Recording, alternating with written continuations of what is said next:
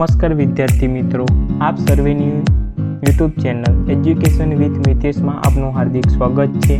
तो आज આપણે વાત કરીશું કે નવા પાઠ્યપુસ્તકના ધોરણ 6 ગુજરાતી વિષય પલાસના પાઠ નંબર 2 વાર્તા રે વાર્તાના સ્વાધ્યાય સોલ્યુશનની। તો ચાલો આપણે વિડિયોને ચાલુ કરીએ। વિડિયોને ચાલુ કરતા પહેલા તમને એક નમ્ર અપીલ છે કે જો આ તમને વિડિયો પસંદ આવે તો લાઈક કરજો, શેર કરજો અને અમારી આ ચેનલને સબસ્ક્રાઇબ કરજો। एक वातचीत तमने कोण कोण वार्ताओं संभळावे छे?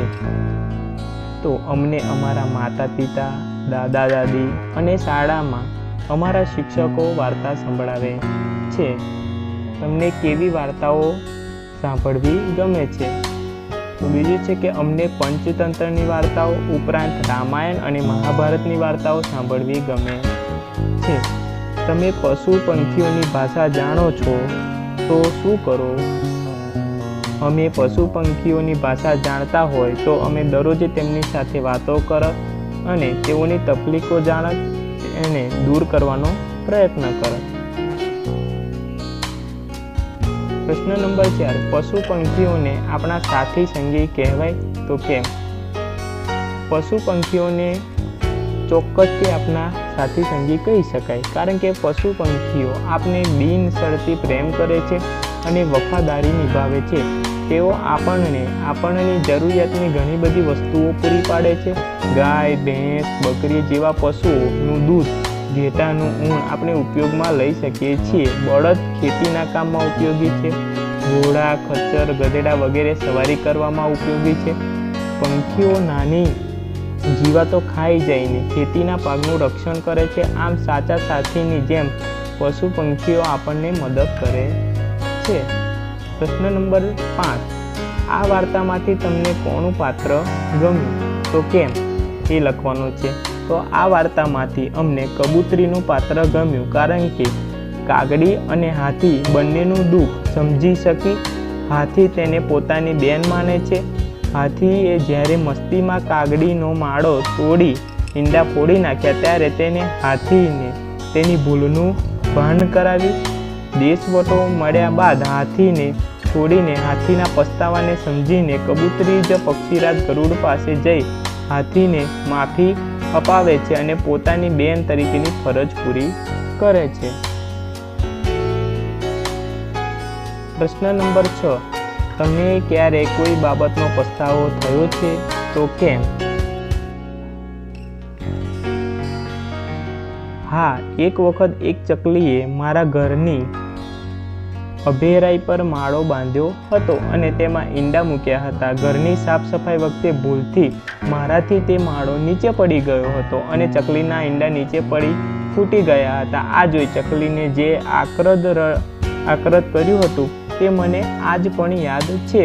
मने ए बाबतनो आजे पण खूब ज पछतावो के मैं भूलथी एक मां पासेथी एना बच्चा छीनवी लीधा हता।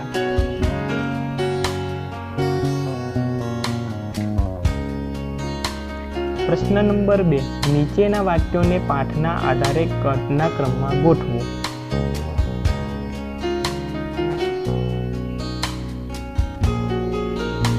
तो आ दरेक वाक्योने पाठना क्रमना आधारे गोठववाना छे। जे वाक्यो पाठमां वहेला आवता होय एમને પહેલો नंबर આપવાનો અને ત્યારબાદ ક્રમશઃ ગોઠવતું જવાનું અને જે જવાબ બને એ તમારો સાચો આન્સર છે। સાચો આન્સર નીચે તમને આપેલો છે। તો પ્રશ્ન નંબર 3, પ્રશ્નોના જવાબ લખો। તો કાગડીએ શા માટે કકડાટ મચાવી મૂક્યો?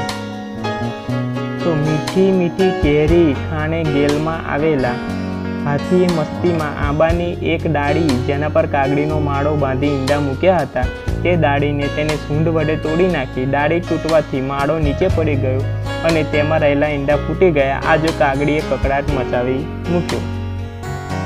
बीजो प्रश्न छे के कागड़ीए नातना पंचने सी फरियाद करी? तो हाथीए मदमां आवीने कागड़ीनो माळो नीचे पछाड़ी तेना ईंडा फोड़ी नाख्या, तेथी कागड़ीए नातना पंचने फरियाद करी, कारण के वगर वांके हाथीए तेना बच्चानी हत्या करी हती अने पोतानी भूल स्वीकारी माफी मागवाने बदले हाथी सूंढ वींझतो गर्जना करतो त्यांथी चालतो थई गयो। પ્રશ્ન નંબર 3, કાગડીની ફરિયાદ સાંભળી પ્રધાનમંડળે શું ચુકાદો જાહેર કર્યો? કાગડીની ફરિયાદ સાંભળી પ્રધાનમંડળે ચુકાદો જાહેર કર્યો કે ગુનેગાર હાથીને દેશ વટો આપવામાં આવે. આ સજાનો બાદ સેનાપતિ તરત જ અમલ કરે. પ્રશ્ન નંબર 4, ગરુડ રાજાના દરબારનું વર્ણન કરો. ગરુડ રાજાના દરબારમાં ગીધની ચોકી છે, ડેલીએ કુકડાની પડઘમ ગાજે છે, મેળીએ બુલબુલની શરણાઈ વાગે છે, ચોકમાં ન્યાયની ધજા ફરકે છે. રાજા ગરુડ સભા ભરીને બેઠા હોય છે અને તેમાં હંસનું પ્રધાનમંડળ બિરાજ્યું હોય છે. પ્રશ્ન નંબર 5, પક્ષીઓએ હાથીને હદપાર કેવી રીતે કર્યો?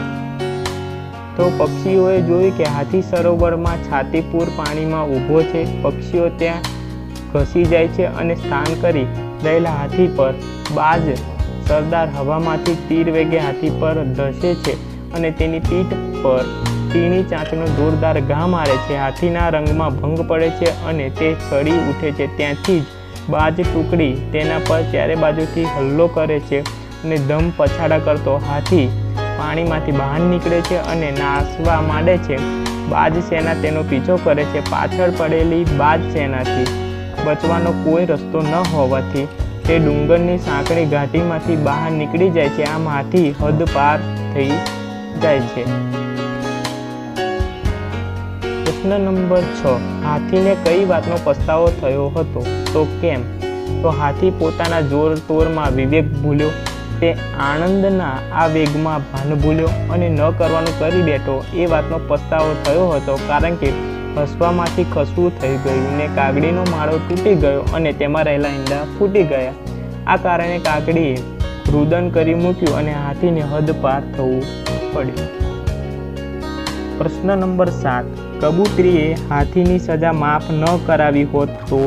કબૂતરીએ હાથીની સજા માફ ન કરાવી હોત તો તેને હદપારની સજા માફ ન થાત અને હાથીને સમગ્ર જીવન પસ્તાવાની આગમાં હદપાર થઈને ગાળવું પડત.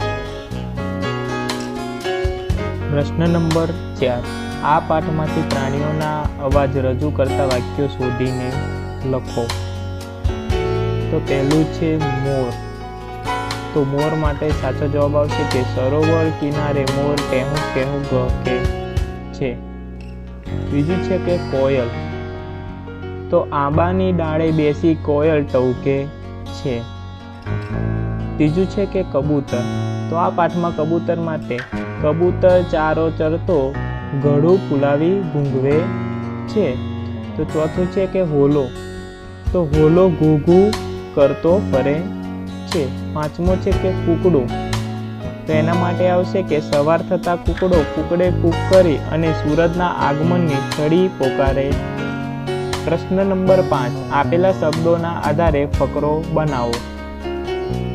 તો આ શબ્દોનો ઉપયોગ કરી અને આપણે સરસ મજાનો એક ફકરો બનાવવાનો છે. તો ચાલો આપણે બનાવીએ. એક જંગલ હતું, તેમાં સેંકડો પશુ પંખીઓ રહેતા હતા. પશુઓમાં સિંહ સૌનો રાજા હતો અને પક્ષીઓમાં ગરુડ સૌનો રાજા હતો. રાજા અને તેમની પ્રજા સૌ સાથે હળીમળીને રહેતા હતા. સવારમાં જંગલ પક્ષીઓના કલરવથી ભરાઈ જતું હતું. એક દિવસ એક કાગડીએ કા કા કા કરી વહેલી સવારમાં કકડાટ કરી મૂક્યો. સૌ પશુ પંખીઓ એકઠા થઈ ગયા. બધાએ કાગડીને કકડાટ કરવાનું કારણ પૂછ્યું. કાગડી રડતા રડતા કહેવા લાગી કે એણે પોતાના ઈંડા મૂકવા માટે ઝાડ પર માળો બનાવ્યો હતો. તે માળો એક વાંદરાએ ઝાડ પર કૂદકા મારીને તોડી નાખ્યો. તેણે હવે પોતે ઈંડા ક્યાં મૂકશે તેની ચિંતા થવા લાગી અને તે રડવા લાગી. બધા પક્ષીઓએ તેને શાંત પાડી અને સૌએ તેને રાજ દરબારમાં લઈ ગયા. ત્યાં તેમાં રાજા ગરુડ દરબાર ભરીને બેઠા હતા. ગરુડે બધી વાત શાંતિથી સાંભળી અને વાંદરાને કાગડીનો માળો ફરી બનાવી આપવા માટે પૂરતી મદદ કરવાની સજા આપી. વાંદરાએ પણ રાજી ખુશીથી સજાનો સ્વીકાર કર્યો અને કાગડીનો માળો બનાવવામાં મદદ કરી. આમ સૌ હળીમળીને રહેવા લાગ્યા. પ્રશ્ન નંબર 6 કે કોષમાં આપેલા શબ્દોનો ઉપયોગ કરી અને ખાલી જગ્યાઓ પૂરો. તો આ શબ્દોનો ઉપયોગ કરી અને આપણે ખાલી જગ્યાઓ પૂરવાની છે. તો પ્રથમ ખાલી જગ્યા છે કે હાથીએ ખાલી જગ્યા કરતી સૂંઢ ઉટકી. તો એનો જવાબ આવશે કે હાથીએ સટાક કરતી સૂંઢ ઉચકી. બીજું છે કે હાથી એક ડાળીએ પકડમાં લીધી અને ખાલી જગ્યા ડાળી તૂટી.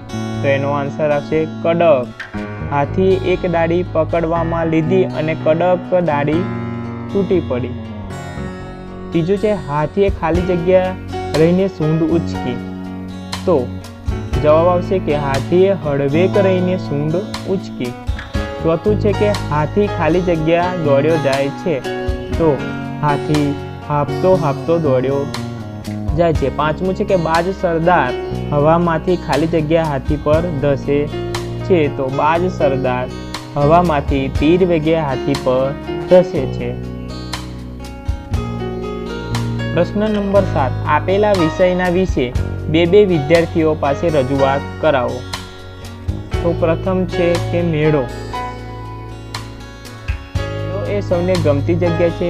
આપણે ત્યાં તહેવારોમાં ખુલ્લા મેદાન કે નદી કિનારે મેળા ભરાતા હોય છે. ખુલ્લા મેદાનમાં ચગડોળો, મોતનો કૂવો, વિવિધ રમતો રમવાનું વગેરે જેવી વ્યવસ્થા હોય છે. અહીંયા રમકડા, મીઠાઈ, કપડાં, ઘરવખરી, ઘર સજાવટની વસ્તુઓ, પગરખાં વગેરે વેચવા માટેની હાટકીઓ એટલે કે બજાર પણ હોય છે.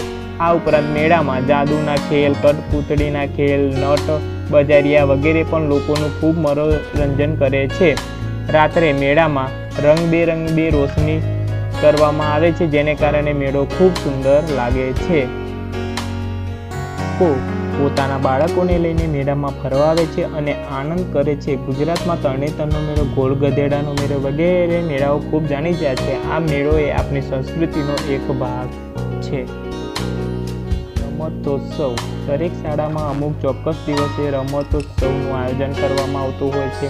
તેમાં શાળાના બાળકો હોંશે ભાગ લે છે. રમતોત્સવની તૈયારી ઘણા દિવસો અગાઉથી કરવામાં આવે છે. કઈ રમતોની સ્પર્ધા કરવાની છે તે નક્કી થયા બાદ બાળકોને અંદરો અંદર રમાડીને જે તે ચોક્કસ રમત માટે બાળકોની પસંદગી કરવામાં આવે છે અને તેઓને રોજ અભ્યાસ કરવાનો હોય છે. રમતોત્સવમાં મુખ્યત્વે વિવિધ દોડ, લીંબુ ચમચી, સંગીત ખુરશી, કોથળા કૂદ, 1 મિનિટ ગેમ, દોરડા કૂદ, દોરડા ખેંચ, સાયકલ રેસ જેવી રમતોનો સમાવેશ કરવામાં આવે છે. વિદ્યાર્થીઓ પણ ઉત્સાહથી બધી રમતોમાં ભાગ લે છે. પછી છે કે વિદ્યાર્થીઓના વાલીઓ અને માતા પિતાને પણ રમતોત્સવમાં જોવા માટે આમંત્રણ આપવામાં આવે છે. ગામ કે શહેરના અન્ય લોકો પણ રમતોત્સવમાં જોવા માટે આવે છે. વિવિધ રમતો પૂરી થયા બાદ વિજેતા થયેલી ટીમ કે વિદ્યાર્થીને પુરસ્કાર પણ આપવામાં આવે છે. સૌમાં આપણામાં સંભાવના પેદા કરે છે. બીજું છે કે ઉત્તરાયણ. તો ઉત્તરાયણનો તહેવાર 14મી જાન્યુઆરીના દિવસે ઉજવવામાં આવે છે. આ તહેવારની નાના મોટા અને સૌ આતુરતાથી રાહ જોતા હોય છે. આ તહેવારની તૈયારી પણ લોકો ઘણા દિવસો અગાઉથી કરતા હોય છે. પુરુષો અને બાળકો દોરને માંજો પાવાનો, પતંગની ખરીદી કરવી અને કિન્યા બાંધવા જેવી તૈયારીઓ અગાઉથી કરી રાખે છે. સ્ત્રીઓ પણ વિવિધ ચીક્કી, મમરા અને તલના લાડુ વગેરે બનાવીને તૈયાર રાખે છે. ઉત્તરાયણના દિવસો સૌ વહેલી સવારે ધાબે જઈ પતંગ ચગાવવા લાગે છે. કપાયેલી પતંગોને લૂંટવાનો આનંદ પણ કંઈક અલગ જ હોય છે.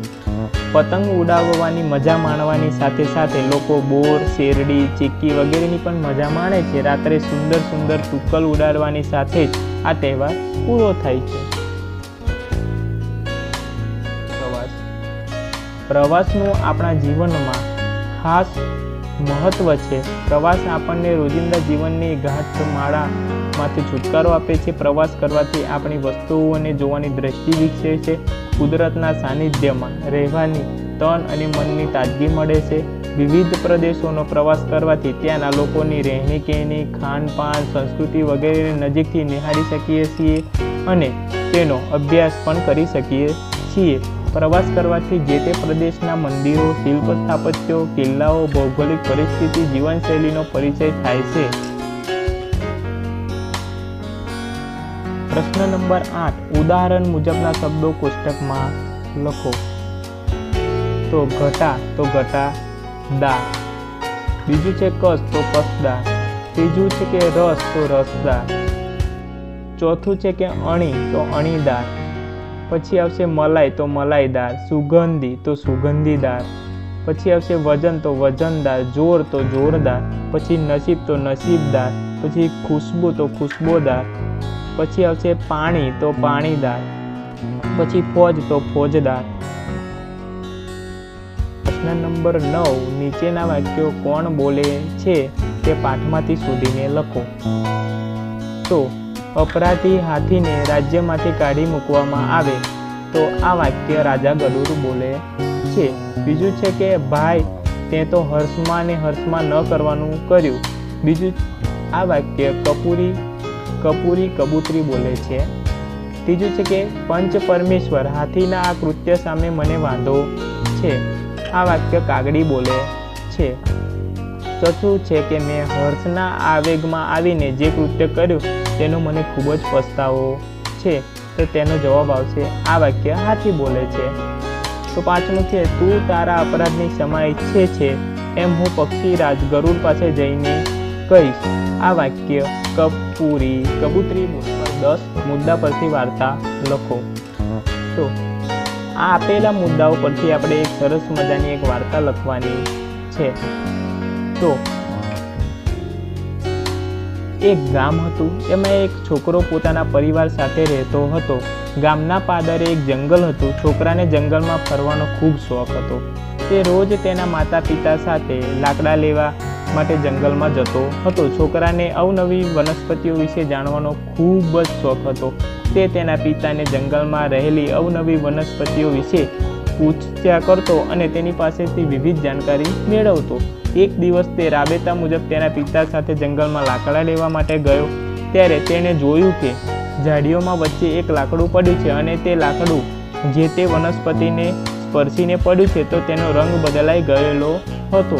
છોકરાને ખૂબ નવાઈ લાગી અને તે લાકડું લઈ લીધું અને બીજા છોડને અડાડીને જોઈ તો તુરંત જ એ છોડના પાંદડાનો રંગ બદલાઈ ગયો। છોકરાને તો રમત થઈ ગઈ। તે બધા છોડોને લાકડું અડાડવા લાગ્યો અને તેનો રંગ બદલવા લાગ્યો। તેને ખૂબ મજા। લાકડાથી રમ્યા બાદ છોકરાને કંટાળો આવવા લાગ્યો। તેને જે તે છોડના કુદરતી રંગો જ યાદ આવવા લાગ્યા। તેને પોતાના કૃત્યનો પસ્તાવો થવા લાગ્યો। તેને સમજાઈ ગયું કે કુદરતે બનાવેલી કોઈ પણ વસ્તુ સાથે છેડછાણી કરવી જોઈએ નહીં, તેના કુદરતી રંગરૂપ વડે જ સારી લાગે છે। છોકરો કુદરતે બનાવેલી વસ્તુની પ્રશંસા કરવા લાગ્યો। પ્રશ્ન નંબર 11, રેખાંકિત શબ્દોનું નીચેના કોષ્ટકમાં વર્ગીકરણ કરો। તો આમાં તમારે શું કરવાનું છે કે જે આ રેખાંકિત શબ્દો છે તેને તમારે વર્ગીકૃત કરવાના છે। તો આપણે આ શબ્દોને જુદા જુદા ભાગમાં વર્ગીકૃત કરી વાચક નામ પદમાં કોનો સમાવેશ થાય? તો એક શાળાનો, પછી વિદ્યાર્થી, સ્થાપત્ય, જિલ્લો અને જંગલ આ શબ્દોનો જાતિવાચક નામ પદમાં સમાવેશ થાય છે। પછી બીજું છે કે વ્યક્તિવાચક નામ પદ, તો તેમાં હાથમતી, સાબરકાંઠા, પછી પોળો, પછી રવિવાર આ શબ્દોનો સમાવેશ વ્યક્તિવાચક નામ પદમાં થાય છે। પછી છે સમૂહવાચક નામ પદ, તો તેમાં ટોળું, બાલગૃહ, સહકુટુંબ આ શબ્દોનો સમાવેશ સમૂહવાચક નામ પદમાં થાય છે।